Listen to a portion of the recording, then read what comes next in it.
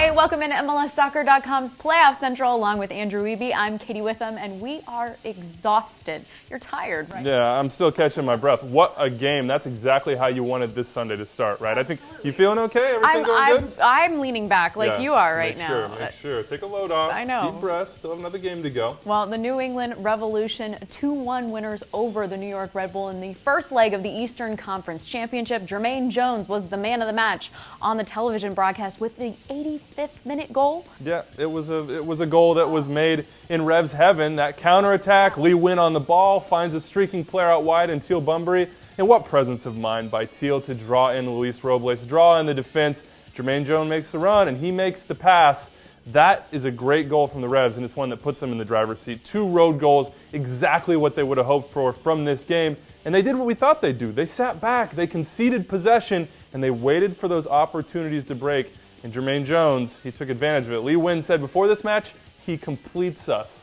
Well, they still have to complete this back in New England, but this was as good as it gets for the Revs in leg 1. Jermaine Jones was good in this one. Yeah, is he your man of the match? He is not my man of the match. I disagree with NBC. I think that's Teal Bunbury, no doubt. Let's go back to the first goal. This is not what you expect from Teal Bunbury. In fact, I'd venture this is the best goal he's ever scored with his left foot. Takes a young go off the dribble, comes inside. You see him chopping those feet, and you wonder, is he really going to do this? This guy relies so heavily on his right, curls inside the far post. An amazing goal for him. Of course, Bradley Wright Phillips.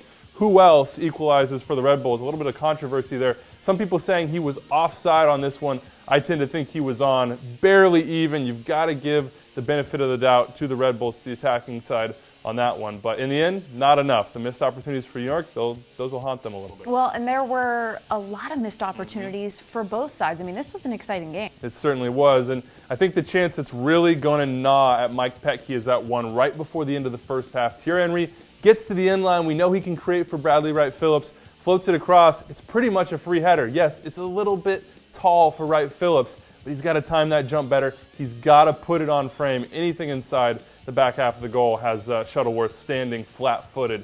It doesn't happen. Jermaine Jones missed a chance in this one late on as well. Could have been 3-1 for the Revs. Lloyd Sam had an open goal. He missed as well. But a tough day for the Red Bulls. A couple chances that went missing. And a tough day for Bradley Wright Phillips. We're not going to see him in the second leg. A lot of fouls, yellow cards in this game, and I don't know. How are they going to do it in the second leg? Yeah, 10 yellow cards in this one. I think all legit, certainly one on Bradley Wright Phillips. But this is a terrible play from him. He knows you can't do this. So many high-profile instances of goalkeeper interference in the last few months. Of course, Thiago Silva in the World Cup misses a semifinal against Germany because he interferes with the goalkeeper. You see Chris Smalling of Man United getting panned for it. Bradley Wright Phillips cannot do this, and they're in big trouble going to that second leg. We've already talked a lot about whether Thierry Henry will play at Gillette. Well, that's just going to ramp up twofold now. Tim Cahill probably going to have to take over things up top, but to miss your leading scorer, to miss the league's leading scorer in the biggest game of the year on the road, boy, that's a tough break for Mike Petke and the boys. Okay, so it's an uphill battle going into New England on turf with them having 2 road goals. Not going to have BWP, maybe no Thierry Henry. You mentioned you need to see Tim Cahill step up. What else do you need to see? Well, I think if you're the Revs, you're willing to invite pressure again, and you say, we're going to hit out on the break against you. And that's the real big danger for the Red Bulls. Can they get the goals they need, but also keep the Revs off the score sheet? Nobody's been able to do that in this postseason, really, over the last third of the season. It's going to be a tough climb. The Red Bulls can do it. I'm watching to see if Thierry Henry will play. That's the big storyline for me. Yeah, absolutely, and we will be watching as well. Remember, you can tune in. It's Saturday, November 29th, 3 p.m. Eastern on NBC Sports Network. But always check back right here. Let us know what you thought about the game in the comments below. We've got all your playoff coverage at MLSsoccer.com.